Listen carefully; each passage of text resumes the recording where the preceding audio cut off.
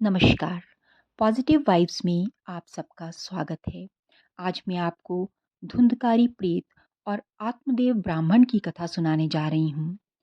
पूर्व काल में तुंगभद्रा नदी के तट पर एक नगर था। वहाँ आत्मदेव नामक एक तेजस्वी ब्राह्मण रहता था। उसकी धर्मपत्नी का नाम धुंधली था। वह महासुंदरी होते हुए भी क्रूर और कलह प्रिय थी। दोनों की कोई संतान नहीं थी। अनेक प्रकार के दान धर्म किए, परंतु सब निष्फल हुए। आत्मदेव ब्राह्मण दुखी हो वन को चला गया। जब मध्याह्न का समय हुआ तो प्यास से व्याकुल हो एक सरोवर के किनारे पहुंचा और जल पीकर वहीं बैठ गया।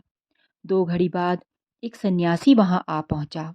आत्मदेव ब्राह्मण उस सन्यासी से रो रो कर सारी व्यथा कहने लगा। तब सन्यासी बोला, हे ब्राह्मण, तुम्हारी किस्मत में संतान का योग नहीं है, फिर भी तुम्हारे आग्रह पर एक फल दिए देता हूँ।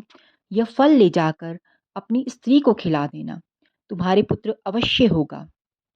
उस फल को लेकर आत्मदेव ब्राह्मण घर आया और फल अपनी स्त्री को देकर बोला, हे भाग्यवान, इस फल के खाने से सुंदर पुत्र रत्न होगा।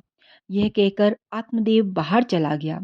धूर्त ब्राह्मणी अपनी सहेली के पास जाकर रो रो कर कहने लगी कि मुझसे गर्भ अवस्था का दुख नहीं उठाया जाता, अतः जब तुम्हारे पुत्र होगा तो हमें दे देना, जिसका पालन पोषण तुम कर लेना।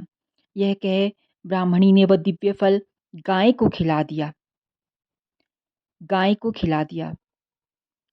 कुछ मास व्यतीत होने पर सहेली के घर में पुत्र ने जन्म लिया।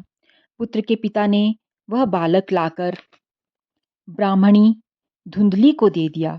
जब ब्राह्मण वापिस आया और पुत्र की सूचना पा खुश हो गया और पुत्र का नाम धुंधकारी रखा।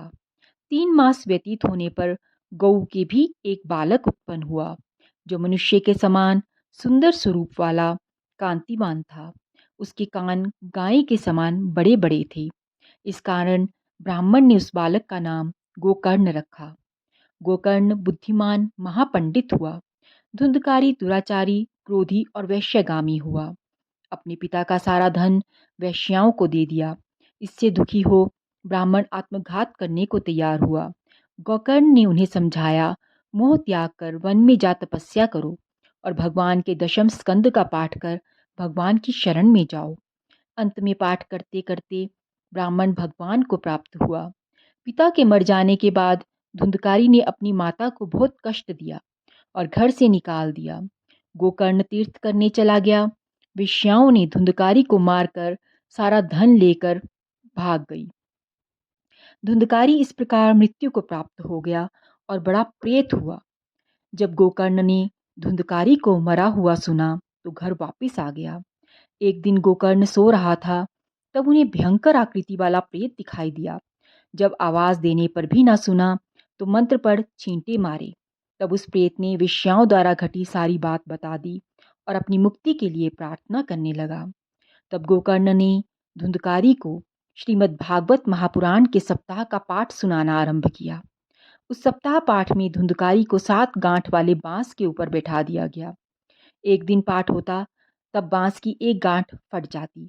इस प्रकार भगवत सप्ताह पाठ पूरा हुआ और बांस की 7 गांठें फट गई और धुंधकारी प्रकट हो गोकर्ण को प्रणाम कर वैकुंठ को चला गया। धन्यवाद।